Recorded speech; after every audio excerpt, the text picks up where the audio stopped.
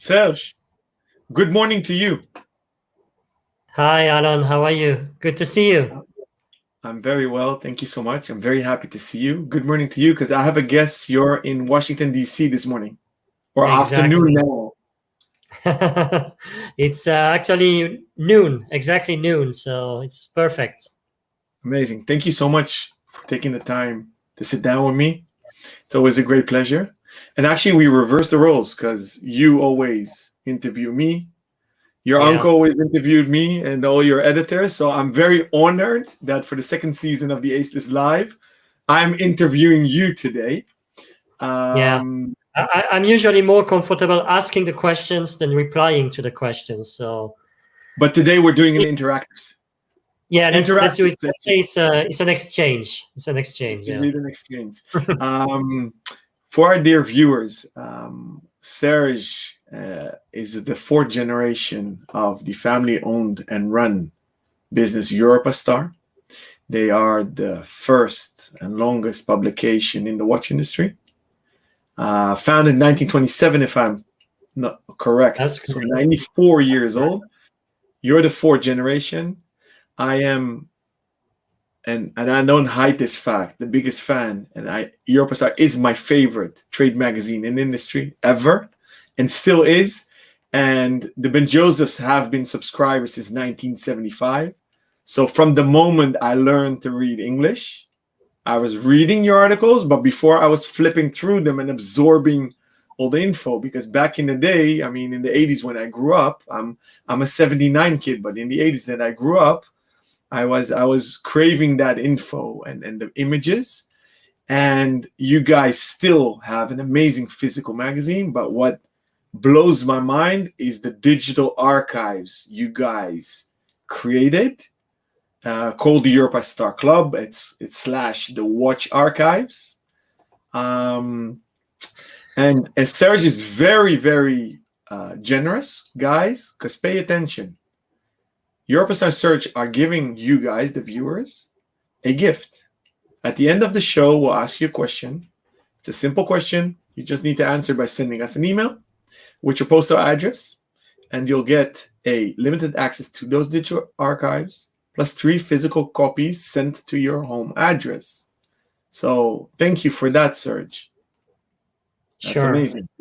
You mentioned the 70s and the 80s, and it's true that we tend to forget how scarce the information was in that time, because today we have almost an oversupply of information. It's almost hard to keep track of all the novelties and with the direct interaction we have between the podcast, between the clubhouse, between the press release, the videos, and especially now that we're in the period where most of the brands are launching the new products, we have several presentations per day. So as a retailer or as press or even as a collector, it's hard to follow. But it's true, in the 70s and the 80s, it was a totally different era.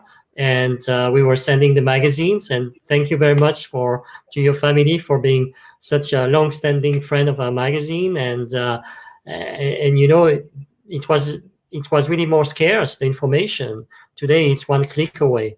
So Yeah. so that was actually the essence of Europa Star, was always to provide this information overseas, because Yeah. Switzerland is a landlocked country. Our internal market is always too small for whatever industry it is. Unless the Netherlands, we don't have an access to the open seas, so we Yeah. always need some ways to export Yeah. beyond the Alps, and Yeah. we try to help with our networks of magazines. Yeah. Yeah. Amazing. Because as you said, the information was scarce, especially international information, Mhm. not only Swiss, but you guys, I think your grandfather already traveled to the Far East, Yeah. and your father and uncle. Your uncle is, for me, the best columnist ever, not just in the watch industry.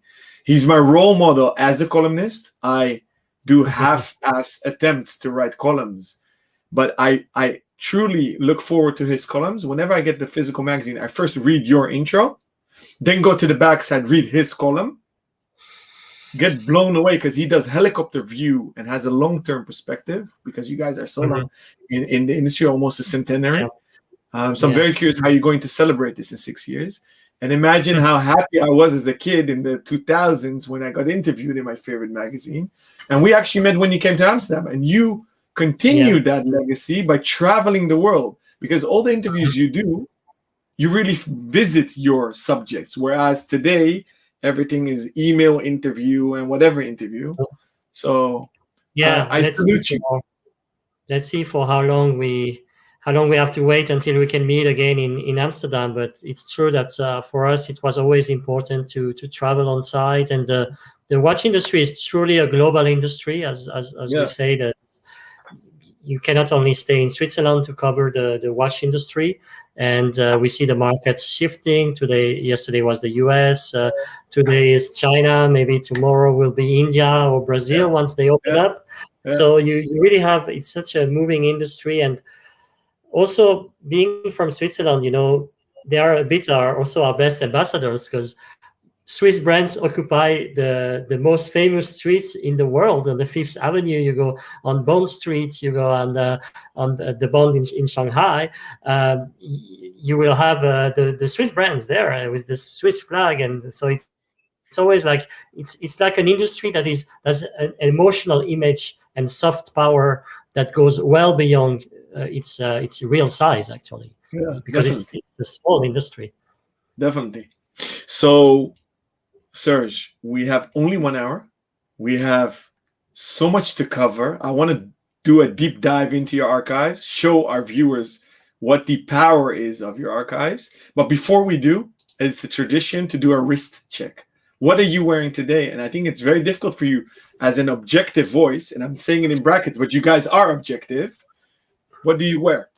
So today it's a bit emotional watch as well. It's Yeah, Longines, and I know you like Evidenza. this brand. It's Evidenza, Yeah, and nice. actually it's a watch I received from my parents when I was 20 years old, and I think it's a watch I can wear in many situations. And I only started in the really covering the watch industry 5 years ago, and before that I was working as a journalist, more in the political, financial, economic topics. But I already had this watch, of course, and I've always been in this watch environment, and Longines is, the oldest trademark Yeah, in the world. Actually, beyond watches, it's the oldest trademark, and yeah, it happens that my wife is an intellectual property lawyer, so yeah, we also like this story because it's like yeah. also a link to her job. Yeah. Anyway, so So I met your lovely wife on Clubhouse by voice. We just saw her on the video backstage. She's a lovely wife. You're very lucky. Um, so I racked my brain what I should wear for our session, and obviously it had to be vintage. So I mhm. pulled my vintage Carrera out of my collection, and especially Caliber 11, because it's a hot debate. That movement was developed in collaboration with Breitling, Hamilton, Hoyer, I believe even Burr. But we can and I Yeah. actually want to see what your archives tell us about that, because it's a hot potato. El Primero says they're the first. These guys say the first. You told me actually something interesting. So maybe if we have time, I would love to do a check in the archives what we can find on that topic. So, Yeah, it's but it's before we it's do, yeah, sure. we have the 7 aceless questions for you. So I'll Yeah. just dive in. What watch or jewel is your favorite and why? Well, it's obviously, as a journalist covering the whole watch industry, it's a tricky one. I've grown to be fond of several watch brands because, as I mentioned, it's been only 5 years.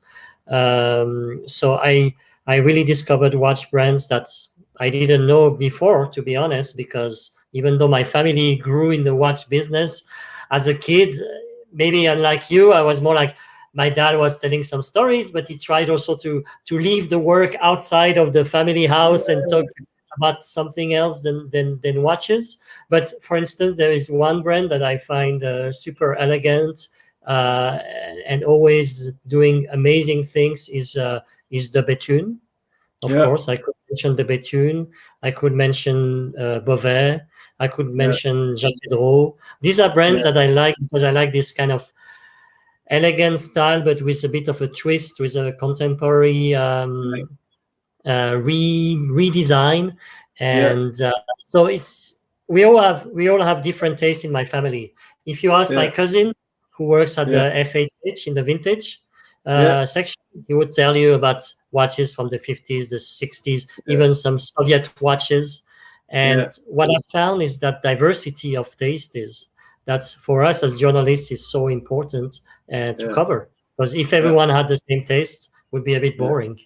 Yeah. Yeah. So true. So true. So thank you for sharing that. Um, what did you want to be when you grew up? Well, that's an easy one because I wanted to be a journalist.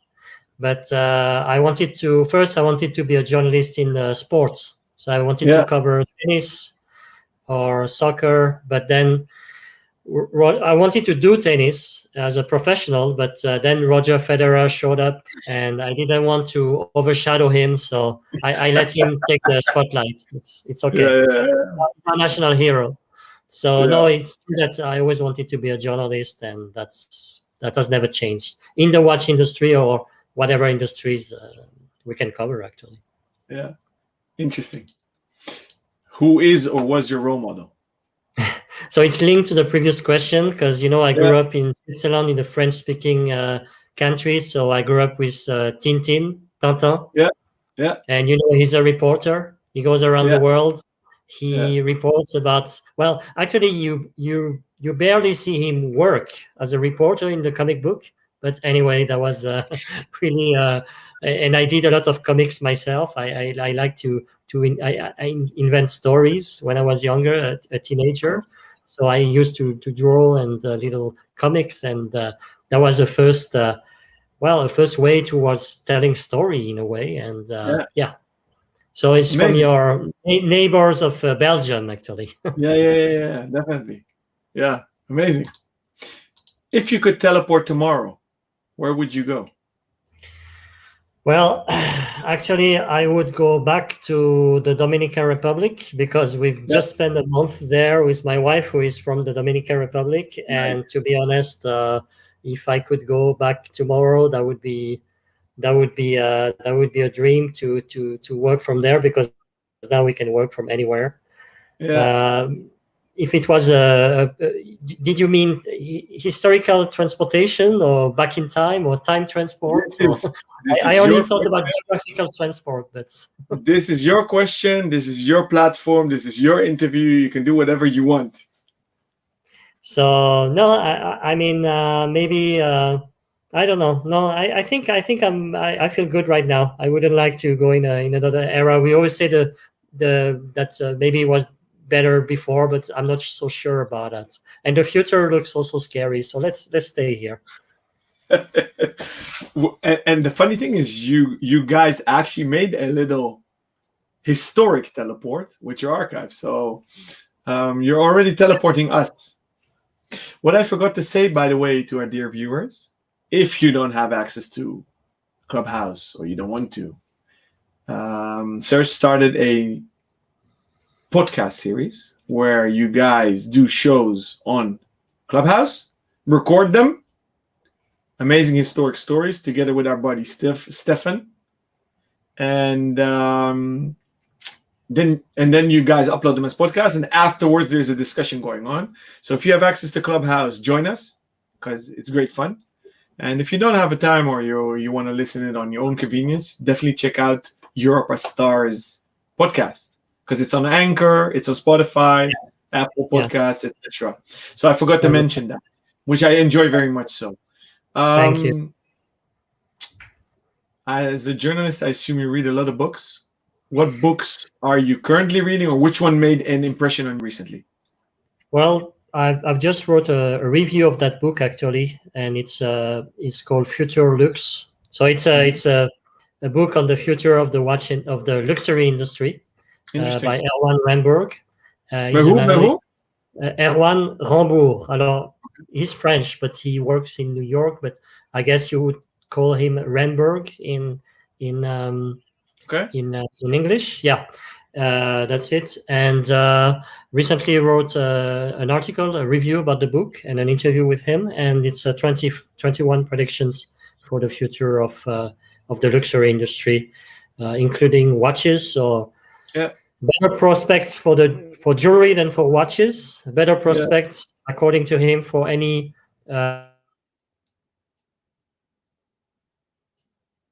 industry. So it's also maybe a hint for the watch industry to change and to get more female actually.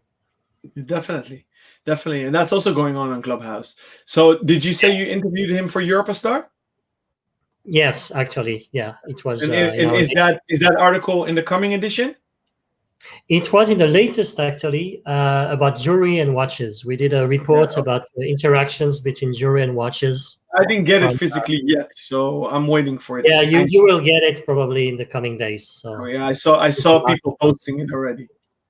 yeah. Now there, I must say, with the COVID, we still ship, of course, everywhere. In Yeah, a few countries, there are some delays, but at the end of the day, everyone gets his magazine, and that's the most important. definitely. Sixth question. What do you think is going to be the color of this year? So we're one quarter in almost. We're Yeah. at the brink of Watches and Wonders 2021. Had some novelties. What are your predictions? Well, I would bet on green. Yeah, I would bet on green. Of course, we've seen AP yeah, lately, and yeah, we see a lot of blue yeah. recently. So blue, I see some blue behind you, by the way. And but I would say green. I would say green, and but we are really more a business magazine. So we to be honest, we don't attach so much importance on this fashion, because also with the archives you see so much change, and in every era so many different colors. Even even in the black and white era you didn't see the colors, but they mentioned what colors it was, so you Interesting. can guess what colors, and you see So that. so what was the black and white era, Serge? Well, the black and white era for magazines, it was actually until we tend to forget that, but for any newspapers or magazines, you still go back to the 90s. And Really? very often you had one page in black and white and one page in color. So you had a mix, a transition. Look back in the older newspapers from any country. So quite late, actually, quite late Yeah, it changed. interesting. Yeah, I never thought Of about course, that. in the 80s, we already had a lot of colors because it was an explosion of colors. The 80s, a Yeah. bit. So this kind of fashion we see. Maybe I'm not the best person to ask that question, but anyway, I would bet on green. Talking about trends, did you guys ever write an article about trends in decades only in the watch industry? So did you guys do that? Like a timeline going back 5, 6, 7, 8 decades? Because you guys digitalized up Yeah. until 1950, right? Well, until the 1950, but next month we will upload a new edition, 60,000 Yeah. additional pages Yeah. since the 30s. So that's another era, of So course. you're Black going and back white. another 2 decades. Yes. And Yes. that's almost your whole archive, because if you started in 27, Yes. yeah, So 3 years are missing, but we had a network of different magazines under different titles for different yeah, regions and different yeah, languages. We had in Portuguese, in Spanish, in yeah. Russian, in Chinese already in the 50s. So. Wow. But yeah, no, that's a good idea actually. And the aim of uploading the archives and making them available is also a tool even for other media or for content creators, because now almost every collector is also creating content to Yeah, do these kind of searches as well. It's a tool yeah, for us. It's really a tool we provide to the watch community, and then yeah, anyone can do. So we our sincere hope is that by doing this, it will double, triple the amount of knowledge, and that you mentioned Stephen, with whom I'm doing the podcast, yeah, and he works in the tech industry, but he has, like so many, he's very fond of watches. So he started yeah, a blog, and for his blog, he also uses the Europa Star archives, and we are very happy about it because yeah. it's a way to share more and more knowledge. Oh yeah, we see Yeah. some we have here some of the archives. Yeah. So this is from 1986, if I'm correct. Yeah. But here you see you already have colors. You already Yeah. have colors. So Yeah. that's in the 80s we already had some colors, fortunately, and it's important for the watch industry. And yeah, you do see some trends even by flipping these colors. We saw Yeah, that it's amazing. it's, I have an account, obviously, and I've spent hours in there. I can get lost yeah, for hours. It's like a museum. yeah, it's a treasure Amazing. hunt. It's Yeah, a treasure literally. hunt. Yeah. Yeah, literally. Okay, so this is a little sidetrack. Last question. I already said that we met in Amsterdam. What is your favorite memory? Well, it has to be in 2006. No, 2005. I went to Amsterdam, so I was 20 years old, and I did a study trip to Amsterdam. Back then, I was studying actually at the University of Vienna in Austria, and international relations. And we did a trip to the Netherlands to visit the international court. And we went to Amsterdam. And at 20 years old in Amsterdam, you have a lot of fun. Yeah, yeah, yeah, More, yeah. more. Amsterdam is more fun than Geneva or DC. I I love both. I love old cities, but let's say it has a lot of entertainment and yeah, we just great memories because I met some of my best friends during this trip. yeah, of So course. we bonded in Amsterdam, and I don't know. I just hope I can visit you. I can visit you again, and there is also so much culture. Although, to be honest, at the Van Gogh Museum, after 2 hours in the line, I abandoned. Sorry. So we'll go together when you come because it's literally just across my office Yeah, here. yeah, Oh, exactly. wow. Whenever everything So, reopens, that would be great. so hereby a rain check for your dear wife and you. Yeah. Those were the questions. Thank you. I see that the questions and comments from the viewers are pouring in. But before we attend to them, what I would love to do is if Dala can help us to put up a screen and just, Serge, you walk us through how the archive works. So Yeah. so you can win a login right now, guys. So if you win a login, you simply get credentials to log in, and then what? How do you go about? So yeah, if you can share my screen, and I will. Do you see my screen? Yeah. Okay. So this is your That's my screen. yeah. That's my screen. Yeah. Okay. So you see here? Do you see it? No. No. Okay. So let's. Um, I can stop sharing, and then let's read like that. Stop screen, and then let's try again. Okay. So for the time being, while you're looking, Brendan writes on YouTube, great offer, very wonderful. Okay. Stefan K is sending you regards, Serge. He's listening from Switzerland. Thank you. Letitia, haha. This looks like a Dominican beauty. Yeah. Okay, let's Always see. Did you share the tab or? Let's try again. I will stop screen and let's try again. I did share the tab. Okay. In the time being, Lagoris says, hi, Serge from Florida, USA. You have a lot of fans, Serge. That's nice. It's a community. It's a community, and that's a good thing about it. It's a world community, and as we often say today, it's everyone is a retailer, a blogger, a brand sometimes, and the boundaries are actually a bit blurred today, right? And I know you also do provide a lot of content, and that's absolutely great. It's converging. I see you have no luck sharing just the tab of your screen. Shall we use?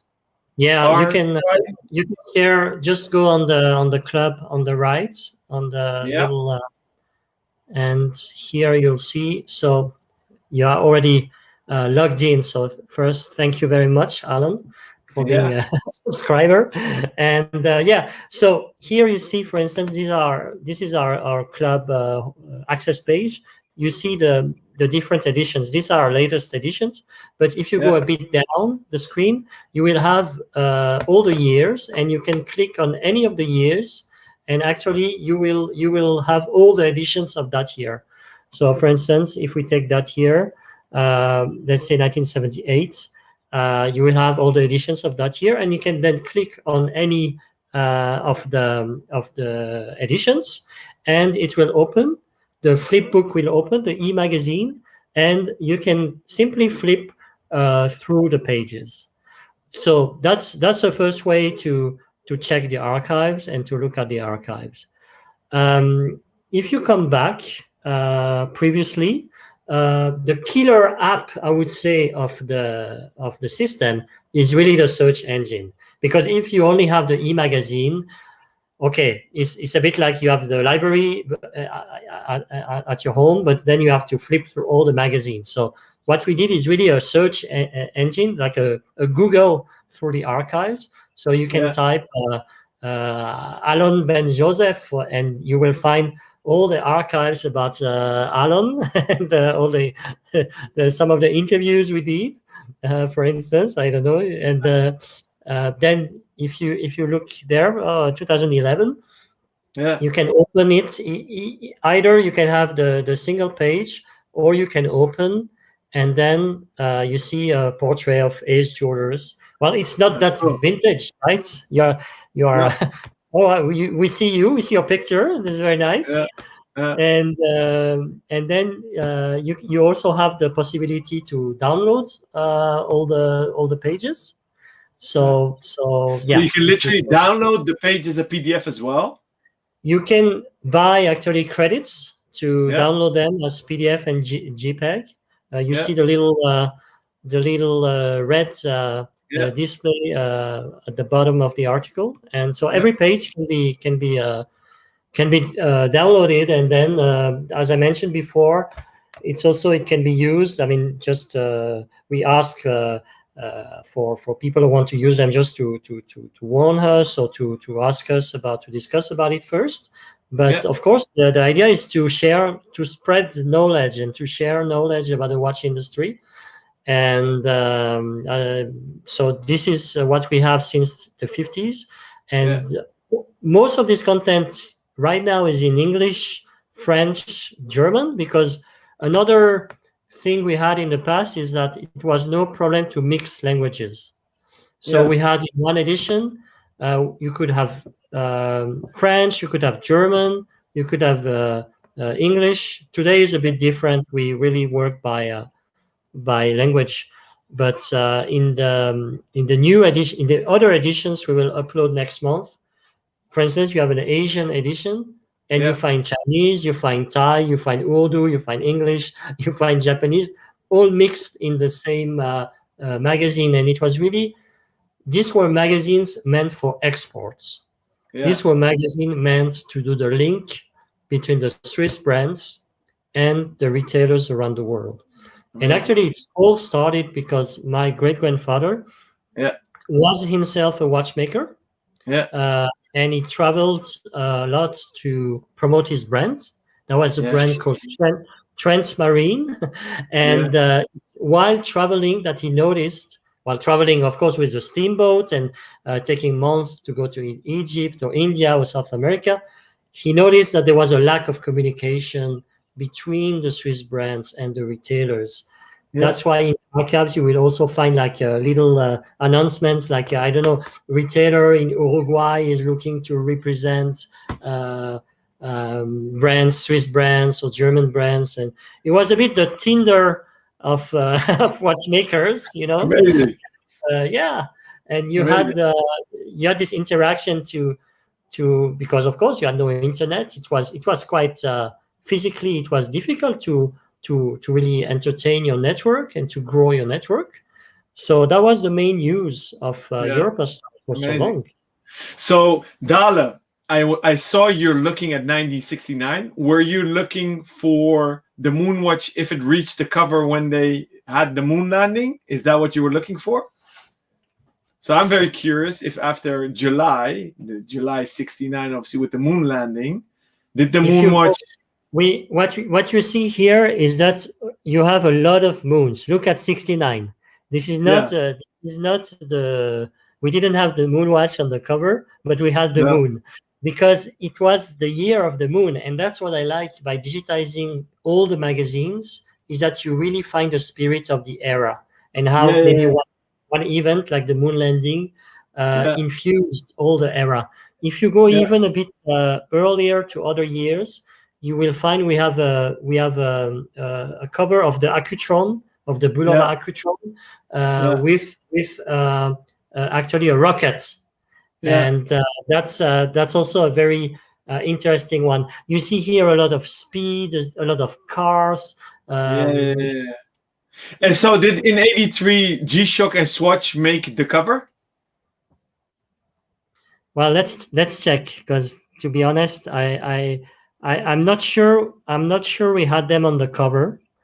But you already see the different kind of watches. Yeah, For instance, we had Rado.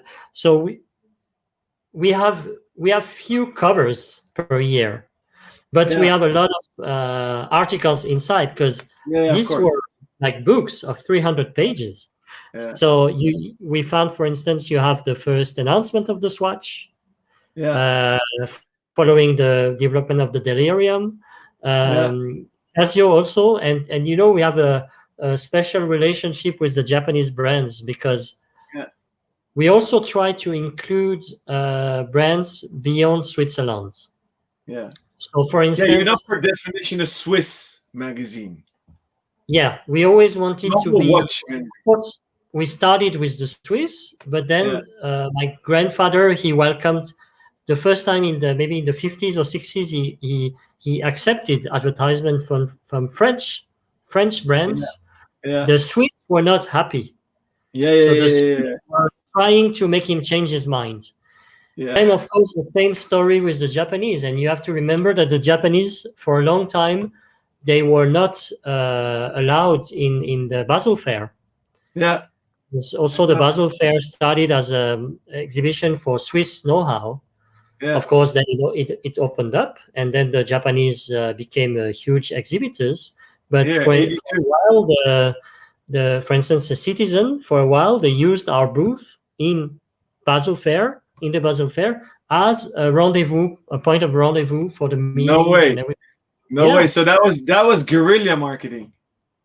kind of, Yeah, because you had to open up the industry. It's yeah, a yeah, it's a it's a Swiss industry, and today you have yeah, the same question. yeah, What about connected watches? Are they part of the industry? Should we yeah, allow California?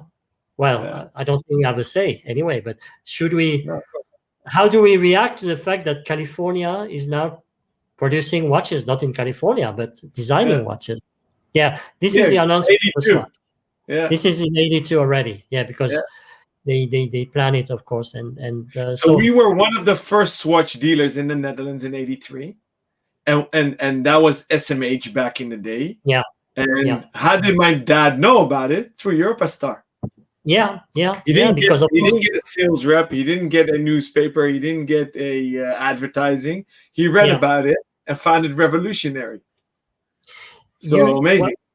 it was the 80s were a decade of big change and of disarray Yeah, for the Swiss industry. So yeah, so you see this announcement. It's one announcement among many others. You yeah, cannot guess that it's going to be a huge success like the Swatch was. yeah, And it was in black and white. You know this? It was in black and white. So yeah. I know this. you didn't even have the colors to see how fun the watches were. The But first it was Swatch was monochrome. It was black and white, as yes, we can see. it's true. It's true. Yeah. It's true. So So for the first version, it's matched, but then it was more yeah, tricky. then it went ballistic. So and tell me, Serge, if I want to do a specific, almost academic research, so I want to Yeah, find out that rat race a first chronograph automatic. yeah, How do yeah. we go about in your search engine? What would you recommend to pinpoint first Yeah, publication about first chronograph? How should that's we do it? interesting. Yeah, that's an interesting example because we devoted a podcast with Stephen recently to this question of the About the El first Primero? chronograph. Yeah. To the El Primero, there were three competitors. There was the El Primero group because it was Zenith Movado. There was the one you mentioned before with the caliber 11, and of course there was Seiko as well. Yeah. So what I would advise first is that our archives are incomplete. They are not, of course, the whole watch industry in a book. Unfortunately, that would be great, but that would be the encyclopedia. Yeah. So it's a first base, but I advise to take this archive and other archives and to cross, like for journalists, we take, or any historians, they would take different sources of archives and Yeah. cross the sources to check that it's valid first. Yeah. So it's one tool among others, and we Yeah. are. It's not comprehensive. So you will not find everything, but you will already find very interesting things. What we discovered using the Europa Star archives, but also other sources, is that in this era, 69 was really this competition, this rat race, as you say, is that Zenith announced it, the first.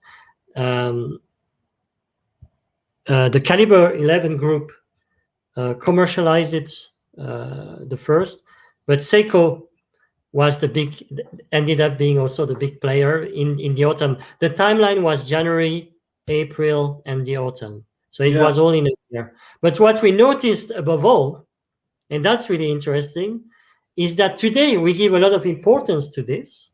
Yeah. The years later, everything was already about electronic watches. Yeah. So all the hype was going to electronic watches. Yeah. So we have to be careful not to do revisionism in some way, to think this was really blowing up everything, because actually it was right. And during the podcast we say the engineers, they must have felt like it was a bit a pity because they invested so much energy in it. Yeah. And it For was the irrelevant. But then everyone was talking about the new watch, the electronic watch. Yeah. And then we told the story of Charles Vermeau, who famously saved the archives, Yeah.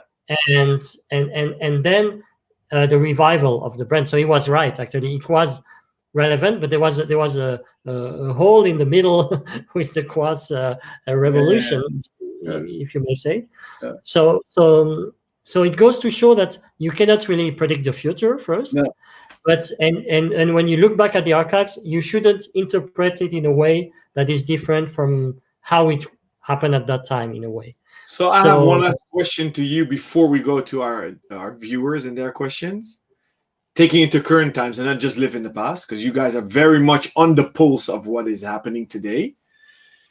What was beautiful to see, the fact that the Swiss industry was never verticalized. That's how the Swiss industry got developed, with the farmers and everybody was supplying in the supply chain. And a lot of collaborations. Do you see those collaborations today? Because the last one I known one was the Silicon Group, together with Ulysse Nardin and with the university and the development of silicon. Do you see these collaborative efforts outside financial companies? So I'm not talking about collaboration within Richemont, LVMH, Kering, etc. Do you see cross-company or cross-country collaborations today, like those collaborations of development of these calibers? Yeah, I mean, today we had a great example with the Netherlands, with the Frédéric Constant a new oscillator developed with the Delft startup. Yeah. But I think also these were times of crisis, the 70s, and these were also time of great innovation. And I think sometimes it goes hand in hand. And I think today is a time of crisis, and it also forced for more maybe collaboration, and we talk about collective intelligence. We talk about that, and it's a small industry. I think we will see more and more at whatever level.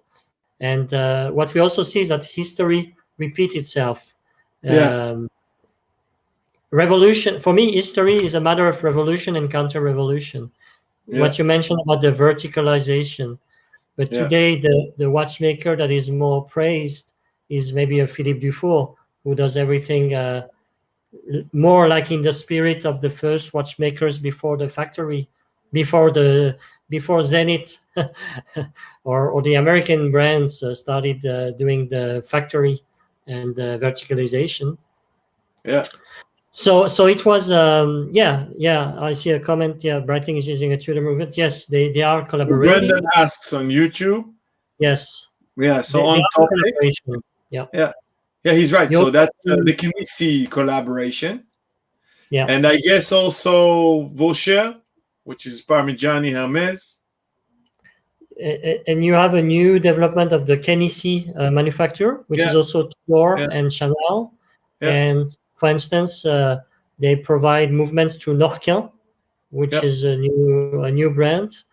yeah, So yeah, we will. I think it's always been a mix of collaboration and competition, because it's such a small territory yeah, that in harder times you will see. I guess that would be my guess, more collaboration, yeah. and in So, more, so yeah. last one on this topic. Do you dare to make one or few predictions for the future of watchmaking and maybe for Europa Star towards your centenary? Yeah. I think you So guys made a beautiful. I think you guys made a beautiful transition into omni channel. You're mhm. doing print, digital. The archives is sublime. You're doing podcasting. You're on top of Clubhouse. You're very innovative. Well, do you dare to predict what's the future of Europa Star, and then maybe take it Well, broader into the whole watch industry? so first, I think it's a great era for journalism, and Mhm. because you have so many sources, new sources of information like the archive. So we have sometimes it's a bit overwhelming, so many sources. So it's also more work to select the right sources. But Yeah, so it's all about content, whatever the channel is. I think it's a bit like the brands. You can try e-commerce, you can try retailers, but at the end of the day, you need to have a great content, industrial content content, is or king, of course. artisanal content. So Yeah, I think an era of a bit uh, oversized marketing or unauthentic marketing is going over the board because of the yeah, social media as well. And we yeah, also see a backlash on the social media against this PR. Too much PR is killing the art of good PR. mhm, And I think the biggest risk is that the clients would lose faith in the speech of the brands or what the brands are yeah, telling. But at the yeah, same time, I see a lot of passion for watches. I see a very vibrant watch community. You just mentioned Clubhouse, and it's incredible. So I have no fear for the relevance of the watch, of the mechanical watch, in terms of mhm, passion mhm, as a collectible also. And yeah, we need to feed this passion in yeah, our side, on our side, with contents, with innovative contents, or with access to unique contents like the archives. And yeah, all of this will feed the watch culture, the watch community around the world, and hopefully create new contents based on these sources. So yeah, that's what we are trying to do, is to multiply the effect. But the worrying, maybe a more worrying aspect, is the volumes. They are decreasing. So any industry needs some volumes to keep the innovation, R&D. And there's always been, you mentioned collaboration before, and I think one of the great collaboration is actually, if you think about the Swatch Group, the fact that the Swatch also kind of helped saving the high mhm, end because of the financial means it provided. I yeah, think it's an ecosystem. So yeah, entry level maybe meets high end meets entry level. We see the innovation in e-commerce, and it's all started also with cheap watches. We yeah, see a lot of the innovation or social media, use of social media. First it came from affordable watches range, and mhm, now it's moving towards more high-end range. So yeah, eventually it's an ecosystem, so you need all the components of the ecosystem to be healthy, including yeah, the media, including a real journalism, including good content, and I think any industry needs good contents and critical contents as well. So we Yeah, always try to provide critical content, yeah, and as long as it's like that, and you see so many new brands appearing, that it also means that there is a huge desire from young entrepreneurs to enter the industry, yeah, and it's collectors who found their own brands or their own media or their own. So for me, it's all sign of a healthy ecosystem, but you yeah, really have to feed this ecosystem. yeah. Amazing. Thank you for sharing. So before we go to the questions of our viewers, the question we're asking you to claim your gift is: since what year are the Ben Josephs subscribed to Europa Star? To claim your gift, send your answer, including your postal address, by email to service@acejewelers.com. Dale, may I ask you to help us with the questions from our viewers?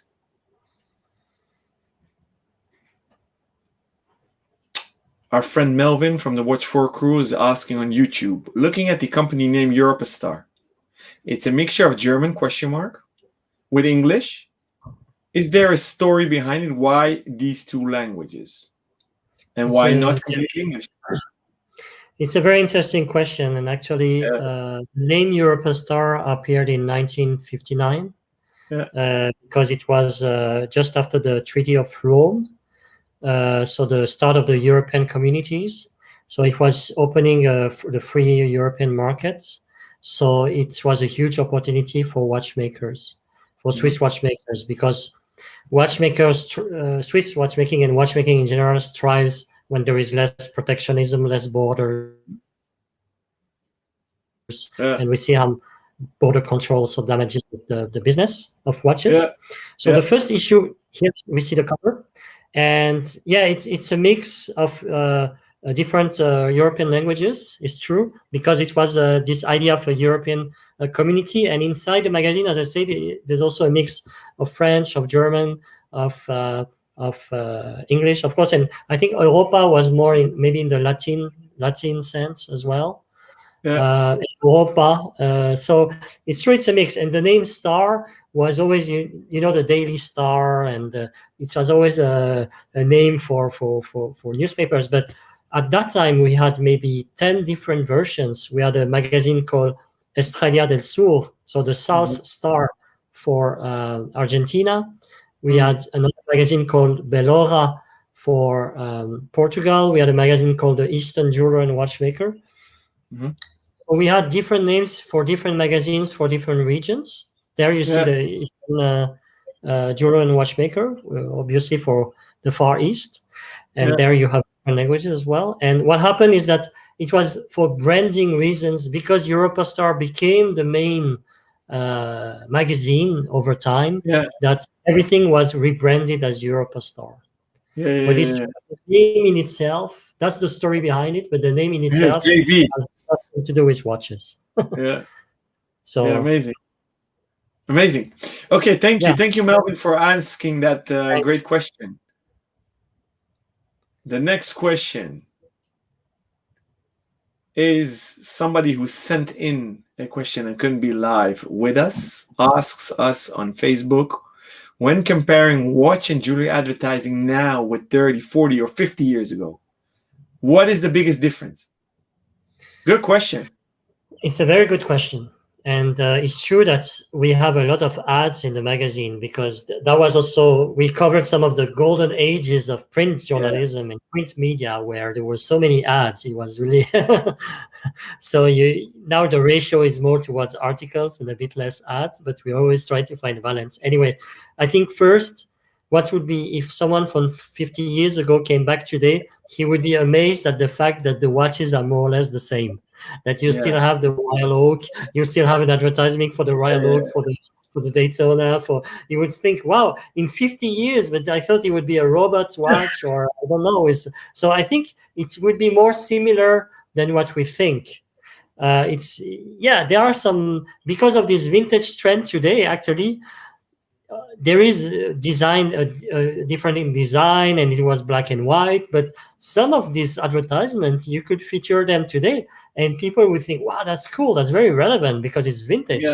Yeah. So that's an interesting feat for this industry compared to other industries. Because of course, if you compare the even in the car industry, the cars are so different today Yeah. than what they were in the 60s, 70s.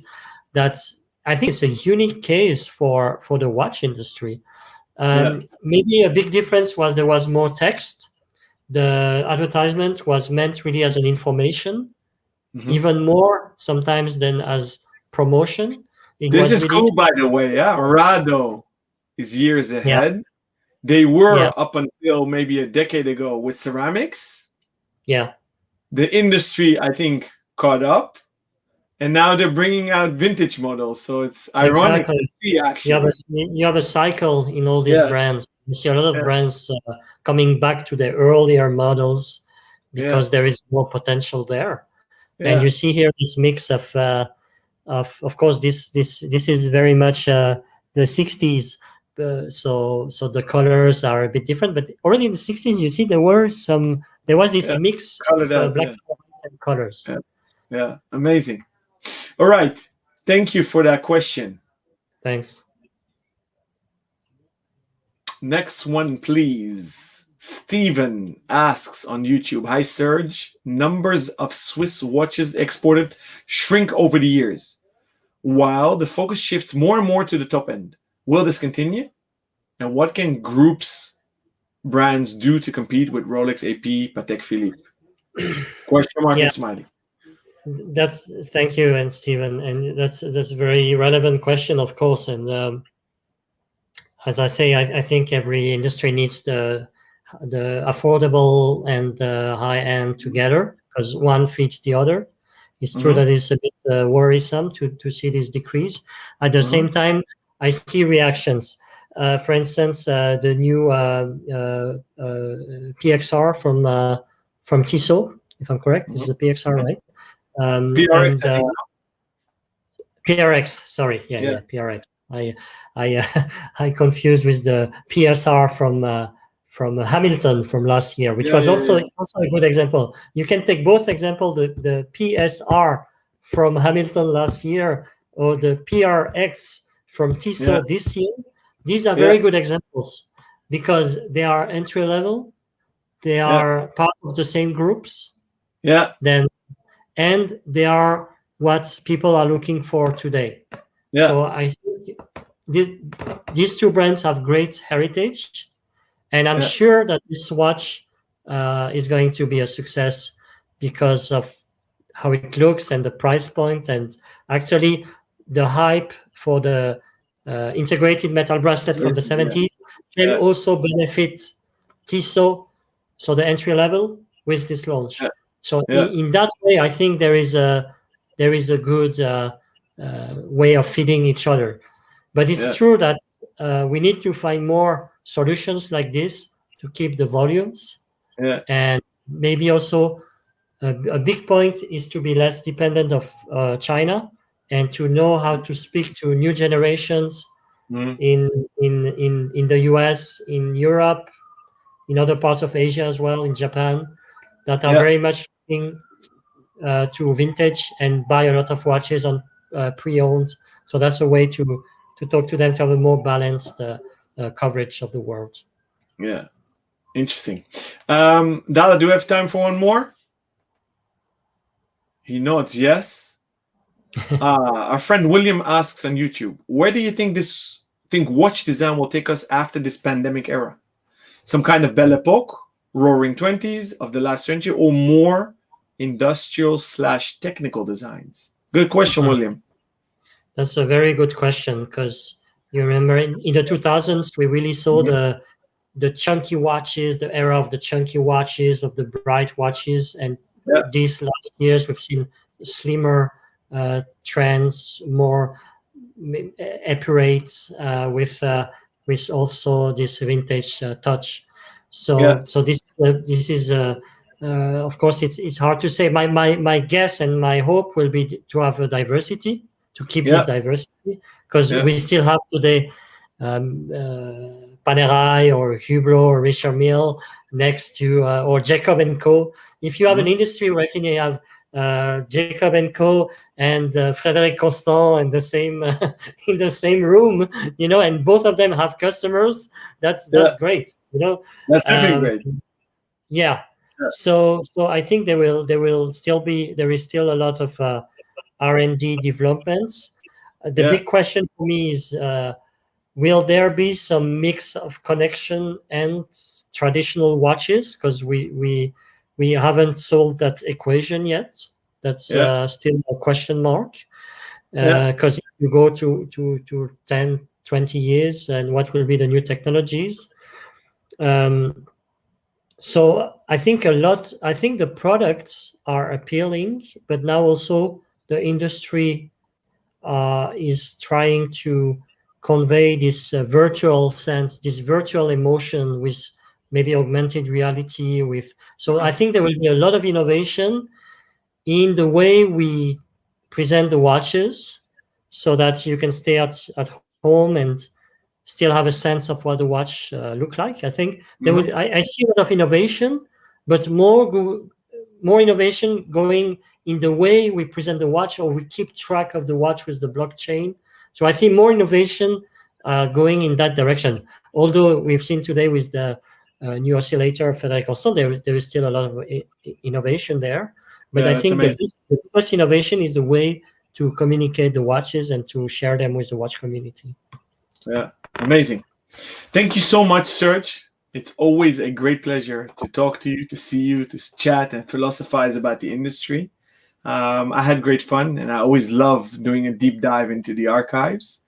Um, Thank you for our viewers. So, if you want to win access to that database and receive the physical copies, email us. We'll forward everything to Europa Star. Obviously, we take GDPR very much into account on both sides, both the ACE side and the Europa Star side. The next episode is April 15th with George Bamford at 11 o'clock Central European time. So make sure to mark that in your diary and join us then. I want to thank you so much, Serge. Send Thank my you very regards much. to your lovely wife. Hope to see you soon. And we'll catch you on Clubhouse most probably tonight at 9 o'clock. Actually, next Talks. week, same time next week. Okay, amazing. All right. Yeah. Thank you so much. Thank you so much. Ciao, mon Bye-bye. ami. Ciao, Ciao, ciao. ciao.